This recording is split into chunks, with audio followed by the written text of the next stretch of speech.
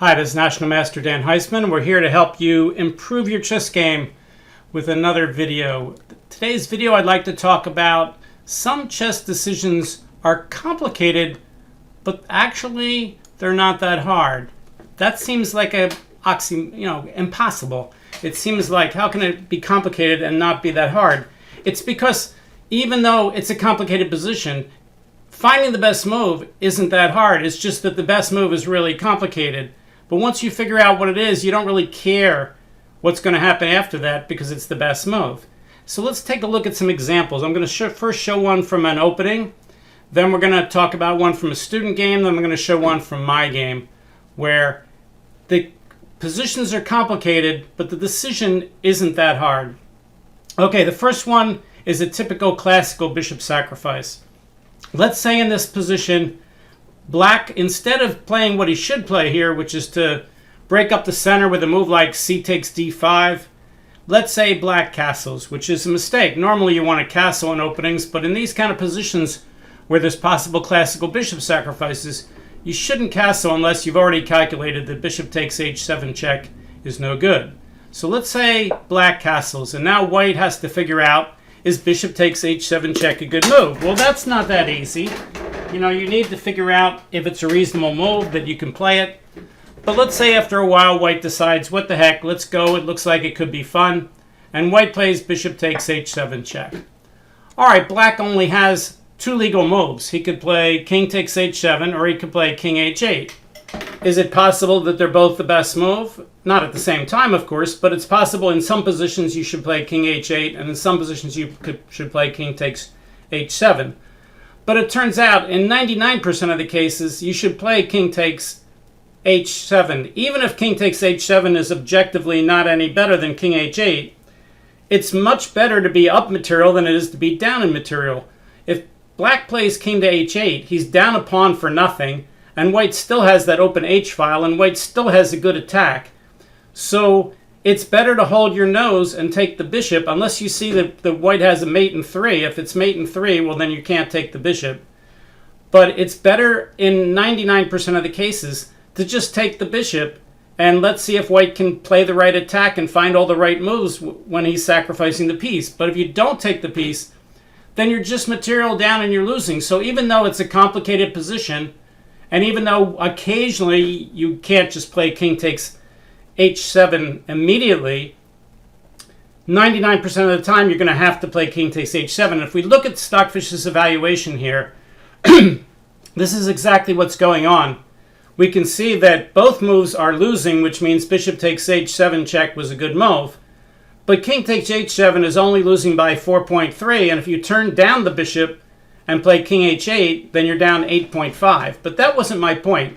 My point was, if you play king h8, then it's an easy decision that White's just way better because he's up a pawn, the bishop on h7 can be part of the attack, and White's up material, and he's got a bishop helping him.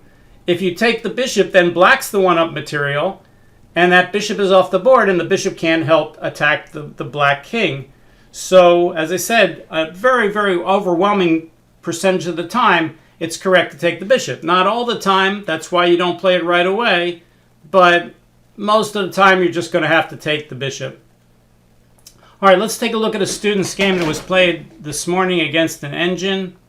Let's go over here to his game. Let's go back to the start of the game. All right, let's go through the opening. White played e4, Black played e5. White played knight f3, Black played Petrov's defense, knight f6. White played the main, let's turn off the engine here. White played the main line, knight takes e5. And now the main line for Black is to play d6, and then White plays the knight back to f3. Instead, Black decides that he's going to gambit a pawn. He plays knight to c6. Why is that a gambit?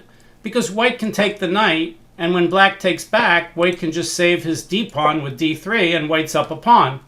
So this is a gambit. I think that in the Lead Chess window there, it calls it the Stafford Gambit. All right, so Black is playing the Stafford Gambit, but my student was not aware that Black was playing a gambit. He just said, oh, I know after I take the pawn that I'm supposed to bring my knight back. Well, what my student was remembering was after pawn to d6, he's supposed to bring his knight back. not after knight c6. If he brings his knight back in this position, then he's going to lose his e-pawn. If knight f3, then knight takes e4. So knight f3 here is not the best move. The best move is to hold on to the gambit and make black prove that it's worth the pawn. But instead, he immediately played knight f3. Well, I have another video on this. The name of the video was The Beginner Who Thought That the Roy Lopez Loses. And it's all about why you shouldn't play moves fast unless you're 100% sure you're in the main line that you studied. You don't want to study line A, B, C, play move A, and when your opponent doesn't play B, instead he plays Q, play C right away anyway. And that's what's happening here. My student studied A, B, C, where B was D6 and C was knight F3. And when black played Q instead and played knight C6, he just played knight F3 instead anyway, which is not a good idea. All right, but the engine he was playing was set to a low level, and it was especially set to a low level to play really poorly in the first 10, 12 moves. So instead of winning back its pawn, the engine makes a terrible move and plays bishop to c5. The problem with playing that is that even though black is threatening to take the e4 pawn, he should have taken it right away, and now white could win a tempo against that bishop, and he should play the AWL move d4. I can pretty much tell you that everybody rated above a certain level, let's say 1600, would all play d4 here fairly quickly, because bishop c5 is just a bad move. You can just do your normal development. You could win a tempo by playing d4.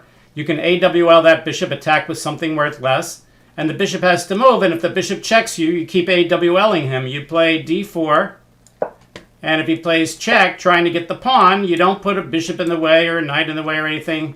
You just keep hitting that bishop with pawns, and he doesn't have time to take this pawn.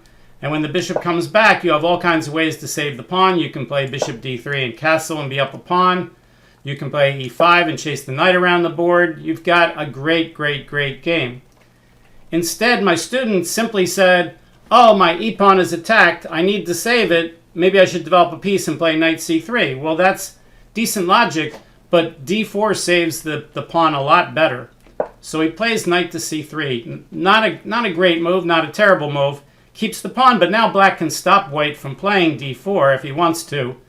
But black doesn't. Black actually forces white to play d4 by playing the horrendous move knight to g4, threatening the f2 pawn. Well, now, not only is f4 a good positional move, but it's also the only decent tactical defense. You can't play queen e2 and guard f2 because black will just take on f2, and you can't take back with the queen, so guarding f2 isn't even possible. So you're forced to play d4 here, and my student did see that, and he plays d4, and now he's just killing him. And now, black plays one of those moves that we just talked about earlier in the video. He takes a pawn. He plays knight takes d4. Well, that pawn was guarded twice, and it was only attacked twice, so that means taking the pawn was unsafe, because now if white takes the knight, there's only one black piece attacking it. Now, it's true, if you play knight takes d4, black has moves like queen f6, attacking, threatening f7 mate, and queen takes f2 mate and threatening the d4. So you have to actually calculate it, but it's not that hard. If you play knight takes d4, and he plays the only dangerous move, queen here, you can always play bishop e3, and you're up a piece. You're guarding the f2 square. If he takes the bishop, you can take back. If he checks you, you can play here, and he can't take that pawn because the knight's guarding it. So bishop e3 would be a safe move here. Is that the only safe move? No, you could also play queen takes g4. And now if he takes on here, threatening mate and threatening the knight, not mate, but threatening the check and the knight, you can always play queen f3 and you're up a piece offering a trade of queens. So white's just winning here. So again, it may be a little bit complicated to take the knight, but suppose you don't take it. Suppose you just let him take the pawn and you develop a piece. Well, that doesn't really make sense. Not only does knight takes bishop now get a discovered attack on f2, but you're just giving him the d4 pawn for nothing. So even though it's a little bit complicated, you could use the logic, if I don't take the knight, I'm just losing the pawn, but if I take the knight, I'm up a knight, and what's the worst that can happen? I might have to lose the knight back? Okay, well, if I lose the knight back, then I'm no worse off than losing a pawn was to begin with. So you put the onus on black, and you could fairly quickly take the knight. Well, he did take the knight, It took him a little bit longer than what he should, and that cost him later in the game because he got into time trouble. But he took the knight, and now again, black is set to a low level, so early in the game, the computer's playing terrible moves, and here the computer plays the ridiculous move, knight takes f2. All right, well, this is a pretty easy decision for white. Right now, the black knight is attacking the queen. The queen is trying to guard the knight on d4, and the black is also forking the rook on h1. Even though if you take the knight, it gets a little bit complicated because black can bring his queen out with check, unless black's mating you, it's really a choice here of, do I want to win the knight and then see what I can do, or do I want to just give him a rook for nothing? Again, it could be complicated, but it's actually a very easy decision to make. In this case, suppose you take the knight and black checks you with queen f6, and suppose you end up losing that knight on d4. Then taking the knight on f2 and ending up losing the knight on d4 is a trade of knights. That's the worst that'll happen to you. But what happens if you move the queen here? Then you lose the rook for nothing, and you can't get that knight in the corner very easily. And not only that, your only queen move that guards the knight on d4 would be queen to d2, blocking your queen bishop, so your king gets stuck in the middle because you can't castle queenside. So if it's a choice between queen to d2 and king takes f2, there's no choice. You've got to take the knight, hold your nose. If it turns out you end up losing a piece out of that, all right, well, you were already up 2 pieces. If you lose a piece, you're still up a piece and you're winning. But it's really a choice between taking a knight and being up 2 pieces, or giving him a rook where you were up a piece and now you're losing a rook and now you're down the exchange. And not only that, your king has been breached because knight takes f2 opened up your king. So it's a choice between being up 2 pieces and letting him get a couple checks, or being down the exchange. Well, being down the exchange versus being up 2 pieces, that's about a difference of about a queen. So let's ask the computer, Mr. Computer, what's the difference between white's best move here and white's second best move? Or let's look at the difference between queen d2, the move that guards the knight, and king takes f2. If we play queen d2 and we turn on the engine says black is winning now after knight takes h1 by 1.2 pawns. But if we go back and we take the knight and we say what's the evaluation now, instead of black winning by 1.2 pawns, white is winning by 6.5 pawns. That's a difference of 7.7 pawns. So white is 7.7 pawns better by taking the knight here. In this position, it was a 30-minute game, and my student took about 6-7 minutes to decide to play king takes f2. And this is what I meant by the name of the video, which is, the position is complicated. Taking the knight is not a trivial line where he starts checking you with the queen, but not taking the knight is so much worse that you may as well take the knight and hold on. Just like with the classical bishop sacrifice, when somebody does something like this, you don't always take it, but a very high percentage of the time, if you do a little analysis, you'll realize, oh, moving the queen doesn't make any sense. I may as well take the knight, and if he ends up winning a piece, he wins a piece. I'm already up 2 pieces. I can afford to give him back one. So my student played the right move, king takes f2, but it took him a long time, and that time actually cost him later. And now black plays queen f6. And here, whoops, didn't mean to make that move. Just wanted to take that line off the board. Here, white is in check and his knight is attacked twice. Well, he could just give the knight back and be up a piece. There's nothing wrong with doing that. But also, he could guard the knight. This is a little bit like a fried liver attack upside down. Not exactly, but vaguely similar. Where white can now play king to e3 and guard the knight, and he'll be up 2 pieces. Can black get a couple checks on him? Absolutely. But are they going to win the game for black? No.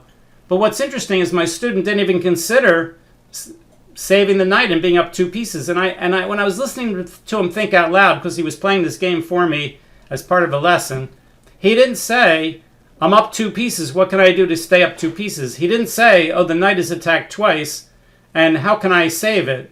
Instead, he just said, well, I can bring out my queen, and I can offer the trade of queens, and that's probably the safest thing for me to do. That's the kind of thing he said. Well, but that's not really what's going on. What's going on is you're up 2 pieces, and you're trying to maintain your advantage. Now, can you give back some of the material to make it easy? Yes, you can. All right, so my student played queen f3, which is not a terrible move. And the engine plays bishop takes d4 check. You can see we went over the game already and had all those lines. And now the easiest thing for white to do is to develop more pieces and get his pieces out because he's behind in development, but he's ahead a piece for a pawn or two. So what he should play is bishop e3. If black goes ahead to try to win this pawn, it would be a terrible, terrible, terrible mistake now to trade queens because black just took a piece and he's going to take back with the piece that took the piece, and queen takes f6 is going to lose a piece. That would be a terrible counting error. So what you have to do is you have to take the bishop. If you're one of those people that strongly considered queen takes queen here, that would be great if he couldn't take back with the bishop. But since he can take back with the piece that just captured, you're going to end up losing a piece if you do that. So queen takes, mistake. That's not what he played. This wasn't the game at all because he never played bishop e3. What he should do, of course, is just take the bishop. And now if black says, good, I'll avoid the trade of queens and I'll attack your pawn and I'll attack your rook, white can just develop his bishop, guarding the pawn, guarding the rook. If black now castles, white should go to castle by hand, but first he needs to get the rook out. So let's say he puts the rook on the semi-open file.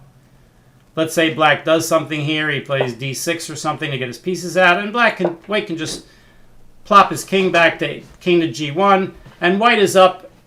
Not only does he have a piece for two pawns, but he has the bishop pair. The engine says the evaluation of the position is plus 5.8 for white if white would have done that. All right, but instead, white decided to move the king. Well, where's the best place to move the king? Well, again, the king's going to be stuck not castling, so that's not the issue. The issue for the king is, where can we go that we're safe and we're not blocking the other pieces so they can all come out really quickly? Well, the right answer to that is king to e1. If you play king to e1, it's true that bishop takes c3 is a check, but that's kind of irrelevant because after bishop takes c3, check, you're probably going to take with the queen anyway and offer a trade of the queens while you're up a piece. So you're not worried about the fact that it's check. But in the game, my student played king to e2, which is a really bad idea because now it's going to be harder to get the bishop out, harder to get the rook out, and harder to get the king back in the corner. So king e2 is a pretty big mistake, even though he's still winning. Let's take the lines off the board. Black takes the pawn, white takes, black hits the e-pawn. Now white has an interesting choice. Does he save the pawn and try to keep the center closed, or should he counterattack? I would say most of the time in this kind of position, you don't want to counterattack. You want to just get your pieces out. But this is one of the exceptions.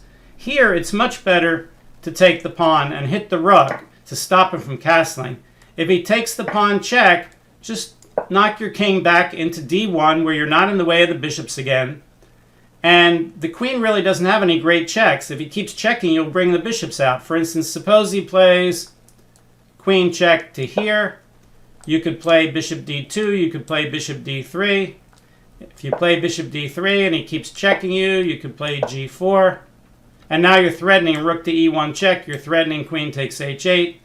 You're threatening to take the queen. G takes h5. This game is toast. And engine says white is up by 25.2 pawns. Okay, so that's what white could do. He could take the pawn. So normally you don't want to do that. White played a move which was reasonable, queen e3, to get out of the pin.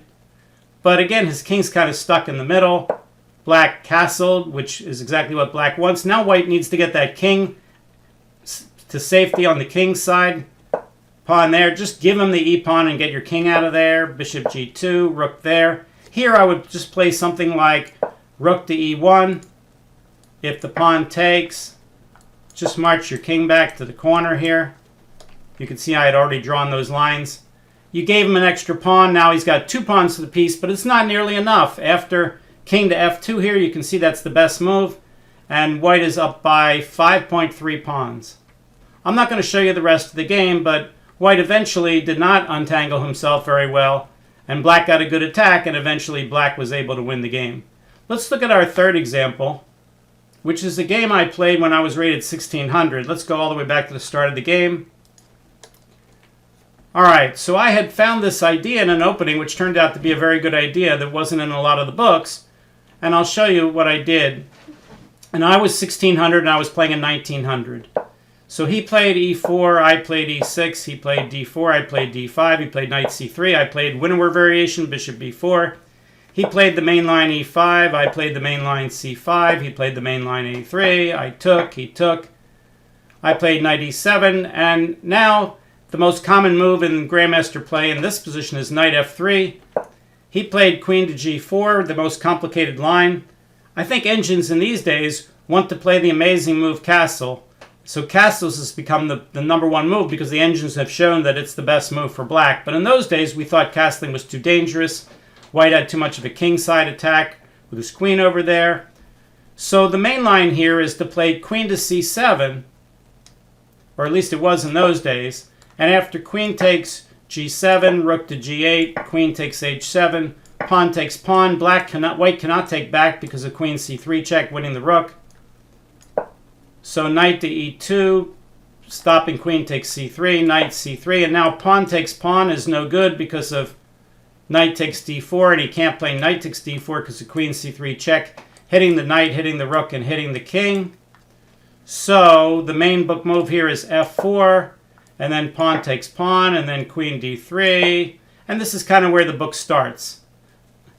You know, this is the main line of the old winnower back in those days. Well, what I had found, if we go back from the main line, is I can transpose to the main line with a trick by playing pawn takes pawn first.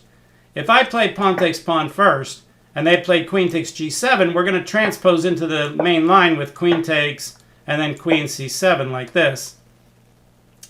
But if white isn't paying attention or he doesn't know this, and he takes back right away, it's actually not that good for white. So my 1900 opponent fell into my trap here, and he plays pawn takes, and I played queen c7, and now white's in big trouble because I'm threatening queen c3 check again. If he plays queen g7, rook g8, I'm hitting his queen and threatening queen c3, and I'm winning. So he had to stop me, but now I take the pawn, and now I'm guarding the h7 pawn so that when he plays queen takes g7 and I play rook g8, he's not getting the second pawn, and now the material's even, but black's way safe for king, and he's got his pieces coming out, and that d4 pawn is in big trouble. So I played knight c6, and my opponent played knight f3, and I played queen to b2. He played rook c1. I played the best move, knight d4, and now the engine says he has to play knight takes d4. But my opponent got nervous here, and it got very complicated, and he decided to counterattack with knight g5, which just loses. So I played the best move, knight to b3, and my opponent played knight takes f7, and I just took the rook, and I'm completely winning, and now he plays bishop to b5 check.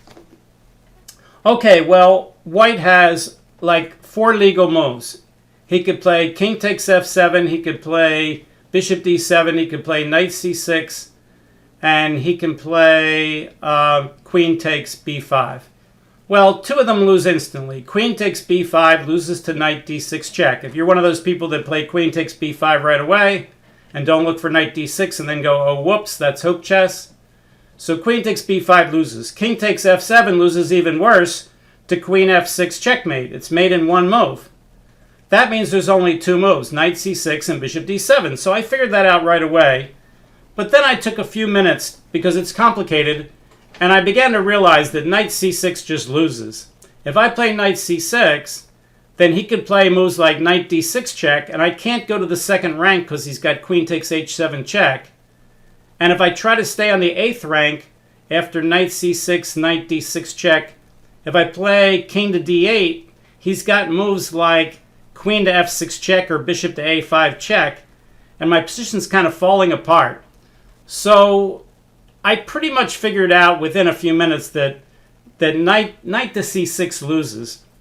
So then I said, well, I have to play bishop d7, and I started calculating. Bishop d7, he could play queen takes e6, it's a sneaky pin, but then I could play something like bishop takes b5, and then he could play knight d6 check.